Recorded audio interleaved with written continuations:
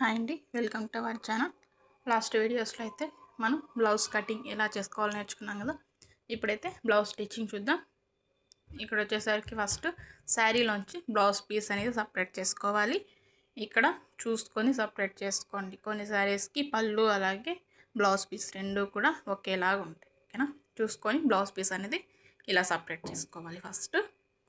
తర్వాత blouse piece అనేది ఎలా ఫోల్డ్ చేసుకోవాలి అంటే, ఇక్కడ బార్డర్స్ ఏమైనా వచ్చాయి అంటే ఇందాక నేను చూపించినట్లు ఫోల్డ్ చేసుకోవాలి. లేదు మొత్తం ప్లెయిన్గా ఉంది అంటే ఈ విధంగా ఫోల్డ్ చేసుకోండి. ఓకేనా, అంచులు అనేవి మనకు ఆపోజిట్లో వేసుకొని ఫోల్డ్ చేసుకొని మీరు కట్ చేసుకోవచ్చు. బార్డర్స్ వచ్చింటే మాత్రం పెద్ద బార్డర్ అనేది ఇలా హ్యాండ్స్కి అనేది తీసుకుంటాం. ఓకేనా, ఇక్కడ హ్యాండ్ కోసం 4 మడతల మీద రావాలి క్లాత్.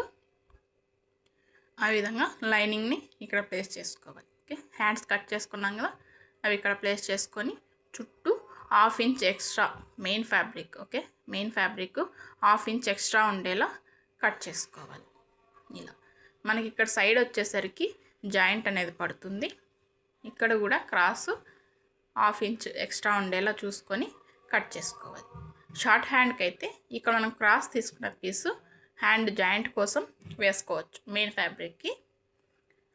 లేదు అనుకుంటే మనము మొత్తం కట్ చేసుకున్న తర్వాత మిగిలిన పీసుల్లో హ్యాండ్ జాయింట్ కోసం తీసుకోవాల్సి ఉంటుంది. ఓకేనా, తర్వాత బ్యాక్ పార్ట్ అలాగే front part, next shape belt, ఈ మూడు కూడా ఈ మిగిలిన ఫ్యాబ్రిక్లో మనం సెట్ చేసుకోవాలి. ఓపెన్స్ అయితే అటు మనకు ఆపోజిట్లో వేసుకోవాలి. ఇక్కడ బ్యాక్ పార్ట్, ఓకే మనకు ఫ్రంట్ హుక్స్ కదా, బ్యాక్ క్లోజ్గా ఉంది కాబట్టి క్లోజ్గా ఉన్న వైపు బ్యాక్ పార్ట్ని ఇలా వేసుకోవాలి. తర్వాత ఫ్రంట్ పార్ట్ వచ్చేసి మనము క్రాస్ కటింగ్ చేసుకున్నాం కదా, మెయిన్ ఫ్యాబ్రిక్ కూడా క్రాస్లోనే తీసుకోవాలి. ఓకేనా, స్ట్రైట్ కటింగ్ అయితే మెయిన్ ఫ్యాబ్రిక్ కూడా స్ట్రైట్గానే కట్ చేసుకోవాలి. ఇక్కడ వచ్చేసరికి మొత్తం సెట్ చేసుకోవాలి. ముందే సెట్ చేసుకున్న తర్వాత మనం కటింగ్ అనేది చేసుకోవాలి. ఇక్కడ మనకు లైనింగ్ కంటే కూడా 1/2 ఇంచ్ ఎక్స్ట్రా అనేది మెయిన్ ఫ్యాబ్రిక్ ఉంచుకొని చుట్టూ కట్ చేసుకోవాలి. ఓకేనా, ఇలా కట్ చేసుకున్న తర్వాత నేను ఇక్కడ వచ్చేసరికి నేను మీకు 3 చూపిస్తాను. అంటే మీరు హెమ్మింగ్ ఎలా వేసుకోవాలి మెడకి, నెక్స్ట్ నార్మల్ పైపింగ్ అలాగే థ్రెడ్ పైపింగ్, ఈ 3 కూడా ఈ బ్లౌజ్లోనే చూపిస్తాను. ఇక్కడైతే నేను సెల్ఫ్ కలరే వేస్తున్నాను పైపింగ్. దానికోసం ఈ బార్డర్ అనేది తీసేసి ఈ మిగిలిన ఫ్యాబ్రిక్లో క్రాస్గా, ఓకే మనకు పైపింగ్ కోసం నార్మల్ పైపింగ్ అయినా థ్రెడ్ పైపింగ్ అయినా క్రాస్ పీసే తీసుకోవాలి. ఇక్కడ 1 ఇంచ్ వెడల్పు ఉండేలా ఇలా క్రాస్గా పీస్లు అనేవి కట్ చేసుకోవాలి. ఓకేనా, ఇలా కట్ చేసుకున్న తర్వాత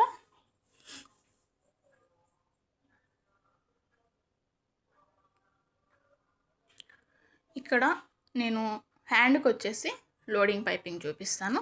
తర్వాత బ్యాక్ నెక్కి నార్మల్ పైపింగ్, ఫ్రంట్ నెక్కి వచ్చేసరికి హెమ్మింగ్ చూపిస్తాను. ఓకేనా, దాన్ని బట్టి మీకు హెమ్మింగ్ కావాలన్నా లేదా పైపింగ్ కావాలన్నా ఏదైనా మీరు వేసుకోగలుగుతారు. ఓకేనా, ఇక్కడ బ్యాక్ పార్ట్కి అలాగే ఫ్రంట్ పార్ట్కి నేను నార్మల్ పైపింగ్ అలాగే హెమ్మింగ్ చూపిస్తాను అన్నాను కదా. దానికోసం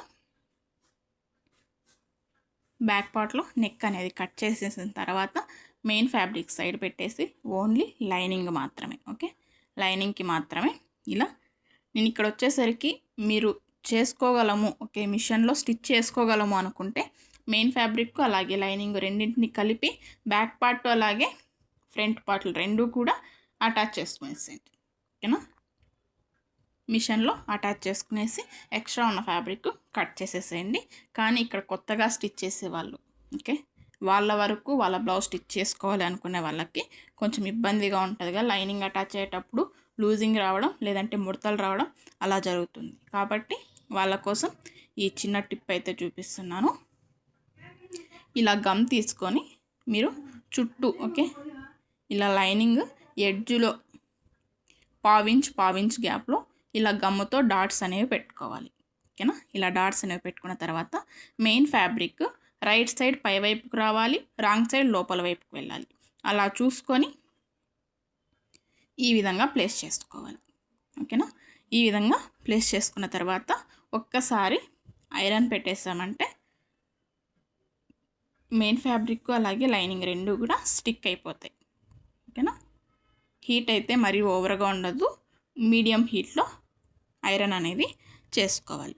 ఓకేనా. ఇలా ఐరన్ చేసుకున్న తర్వాత ఇలా టర్న్ చేసుకొని చుట్టూ ఉన్న ఎక్స్ట్రా క్లాత్, ఓకే, లైనింగ్ లెవెల్కి చుట్టూ ఉన్న ఎక్స్ట్రా క్లాత్ అనేది కట్ చేసుకోవాలి. ఈ విధంగా కట్ చేసుకున్నామంటే మనకు బ్యాక్ పార్ట్లో లైనింగ్ అటాచ్ అనేది అయిపోతుంది. తర్వాత సేమ్ ఇదే విధంగా ఫ్రంట్ పార్ట్, ఓకేనా, ఫ్రంట్ పార్ట్లో కూడా ఇలా ఆపోజిట్లో ప్లేస్ చేసుకోవాలి, ఓన్లీ లైనింగ్ మాత్రమే. ఓకేనా. ఇలా ఆపోజిట్లో ప్లేస్ చేసుకొని ఇక్కడ కూడా చుట్టూ గమ్ పెట్టుకోవాలి. ఓకేనా. ఫ్రంట్ పార్ట్లో ఎడ్జుల్లో చుట్టూ 1/2 ఇంచ్ గ్యాప్లో ఇలా గమ్ పెట్టేసుకోవాలి.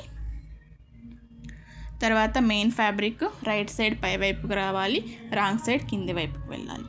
అలా చూసుకొని ఇక్కడ ప్లేస్ చేసుకోవాలి.